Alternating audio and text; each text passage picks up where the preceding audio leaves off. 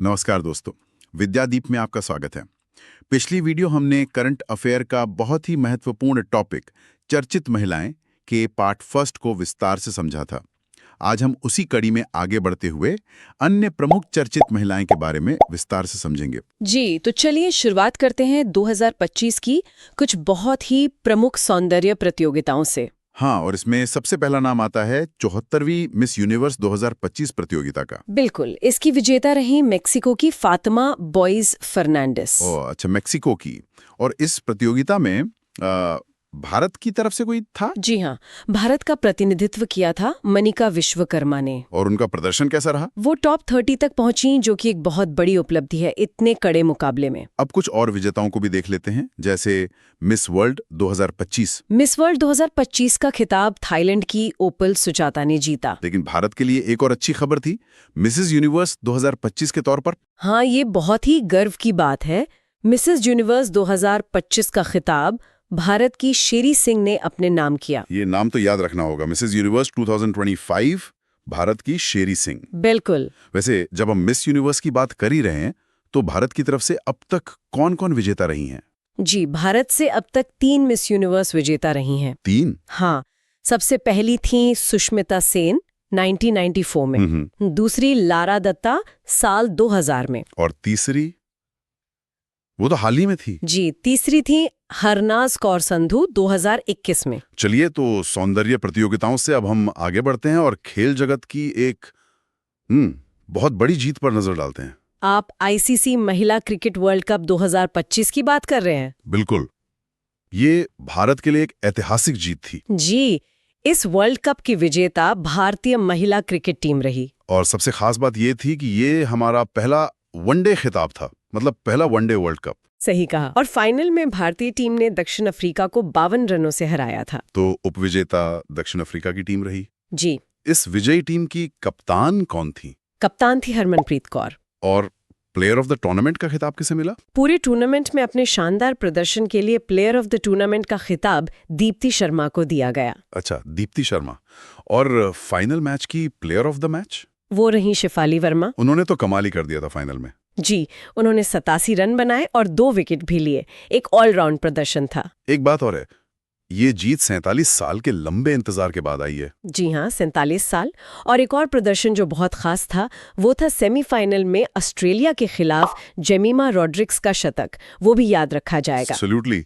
अब क्रिकेट के बाद टेनिस और शतरंज की दुनिया में भी महिलाओं की कुछ बड़ी उपलब्धियों की बात करते हैं। हाँ, और शतरंज में तो एक बहुत बड़ा नाम सामने आया है, दिव्या देशमुख। दिव्या देशमुख, उन्होंने क्या हासिल किया? दिव्या देशमुख फिडे यानी FIDE महिला विश्व कप की विजेता बनी है। अरे वाह। और वो ये उपलब्धि हासिल करने वाली पहली भारतीय महिला हैं, वो भी सिर्फ 19 साल की उम्र में। पहली भारतीय महिला, ये तो बहुत महत्वपूर्ण है। फिडे महिला विश्व कप की पहली भारतीय विजेता दिव्या देशमुख। जी, और एक और दिलचस्प बात यह है कि इस प्रतियोगिता की उप विजेता भी भारत की ही कोनेरू हम्पी रहीं। मतलब फाइनल 2 भारतीयों के बीच था। बिल्कुल। शतरंज में एक और उपलब्धि है, बिहार से। हाँ, बिहार की पहली महिला फिडे मास्टर बनने का गौरव मरियम फातिमा को मिला है। बहुत बढ़िया। अब टेनिस के ग्रैंड स्लैम की बात कर लेते हैं। जी। विंबलडन 2025 की विजेता कौन रही? विंबलडन 2025 की विजेता रही ईगा स्वेटिक। और ऑस्ट्रेलियन ओपन 2025? ऑस्ट्रेलियन ओपन 2025 की विजेता रही मैडिसन कीज।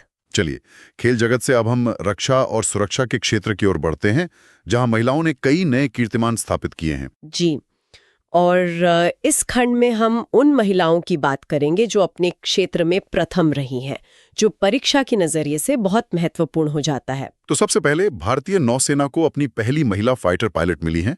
उनका नाम क्या है? उनका नाम है सब लेफ्टिनेंट आस्था पूनिया। सब लेफ्टिनेंट आस्था पूनिया। जी, उन्होंने 3 जुलाई 2025 को विंग्स ऑफ गोल्ड हासिल किया और अपना एडवांस्ड फाइटर जेट उड़ाने का प्रशिक्षण सफलतापूर्वक पूरा किया। अगली नियुक्ति भी बहुत अहम है, रेलवे सुरक्षा बल यानी RPF से। हाँ, सोनाली मिश्रा RPF की पहली महिला महानिदेशक यानी DG बनी है। इसे एक बार और दोहराते हैं, RPF की पहली महिला DG सोनाली मिश्रा। जी, और इसी तरह CISF की गीता समोता माउंट एवरेस्ट पर चढ़ने वाली पहली महिला बनी है। CISF से माउंट एवरेस्ट पर चढ़ने वाली पहली महिला। बहुत खूब। बिल्कुल। रक्षा क्षेत्र के बाद अब कुछ प्रमुख राष्ट्रीय नियुक्तियों पर भी एक नजर डाल लेते हैं। और ये नियुक्तियां भी बहुत महत्वपूर्ण है। मार्च 2025 में अंजू राठी राणा को भारत की पहली महिला विधि सचिव मतलब लॉ सेक्रेटरी के रूप में नियुक्त किया गया। भारत की पहली महिला लॉ सेक्रेटरी, ये तो एक ऐतिहासिक नियुक्ति है। जी बिल्कुल। शिक्षा के क्षेत्र में भी एक बड़ी खबर थी। हाँ, प्रोफ उमा कांजीलाल को इग्नू IGNOU की पहली महिला कुलपति नियुक्त किया गया है। इग्नू की पहली महिला कुलपति? जी। टेक्नोलॉजी उद्योग की एक प्रमुख संस्था है NASSCOM, वहां भी एक महत्वपूर्ण नियुक्ति हुई है। जी, NASSCOM यानी NASCOM की चेयरपर्सन के रूप में सिंधु गंगाधरन की नियुक्ति हुई है। और विज्ञान के क्षेत्र में? विज्ञान के क्षेत्र में एक बहुत महत्वपूर्ण नियुक्ति है।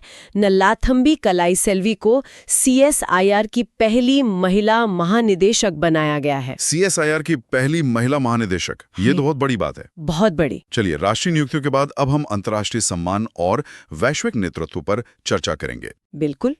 और शुरुआत करते हैं दुनिया की सबसे बड़े सम्मान से। वर्ष 2025 का शांति का नोबेल पुरस्कार वेनेजुएला की मारिया मछाडो को दिया गया। मारिया मछाडो, उन्हें ये सम्मान किस काम के लिए मिला है? उन्हें यह सम्मान एक शांत प्रिय विपक्षी नेता और मानवाधिकार कार्यकर्ता के रूप में उनके कार्यों के लिए मिला है। अब आगे बढ़ते हैं। भारत के गणतंत्र दिवस 2026 के मुख्य अतिथि कौन होंगे?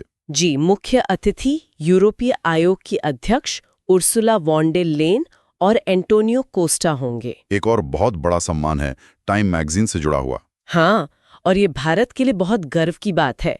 टाइम मैगजीन ने वुमन ऑफ द ईयर 2025 के रूप में भारत की पर्यावरणविद पूर्णिमा देवी बर्मन को चुना है। पूर्णिमा देवी बर्मन, एक पर्यावरणविद, ये नाम याद रखना होगा। जी बिल्कुल। और फॉक्स नेशन ने पैट्रियट ऑफ द ईयर किसे चुना है? फॉक्स नेशन ने मिलेनिया ट्रंप को पैट्रियट ऑफ द ईयर चुना है। चलिए, अब अंत में हम मनोरंजन जगत की ओर रुख करते हैं और सिनेमा से जुड़े 2025 के कुछ प्रमुख पुरस्कार और सम्मान देखते हैं। हाँ, तो सबसे पहले 71वें राष्ट्रीय फिल्म पुरस्कार। इसमें सर्वश्रेष्ठ अभिनेत्री का पुरस्कार रानी मुखर्जी को मिला। रानी मुखर्जी। और सर्वश्रेष्ठ हिंदी फिल्म? सर्वश्रेष्ठ हिंदी फिल्म का पुरस्कार 12th फेल को दिया गया। 12th फेल, ये तो बहुत ही शानदार फिल्म थी। बिल्कुल। इसके बाद है 70वें फिल्म फेयर पुरस्कार 2025। इसमें सर्वश्रेष्ठ अभिनेत्री का खिताब आलिया भट्ट को मिला। उनकी फिल्म जिगरा के लिए, है ना? जी, जिगरा के लिए। और अंतर्राष्ट्रीय स्तर पर ऑस्कर पुरस्कार 2025 में सर्वश्रेष्ठ अभिनेत्री का पुरस्कार किसे दिया गया? ऑस्कर में सर्वश्रेष्ठ अभिनेत्री का पुरस्कार मोकी मैडिसन को उनकी फिल्म अनोरा के लिए दिया गया। अच्छा। और अंत में एक श्रद्धांजलि। जी, प्रसिद्ध अभिनेत्री बी सरोजा देवी का 87 वर्ष की आयु में निधन हो गया। भारतीय सिनेमा में उनके योगदान को हमेशा याद रखा जाएगा। बिल्कुल। वीडियो देखने के लिए बहुत बहुत धन्यवाद। अन्य महत्वपूर्ण करंट अफेयर और परीक्षा उपयोगी टॉपिकों से संबंधित वीडियो देखने के लिए जुड़े रहिए विद्यादीप के साथ।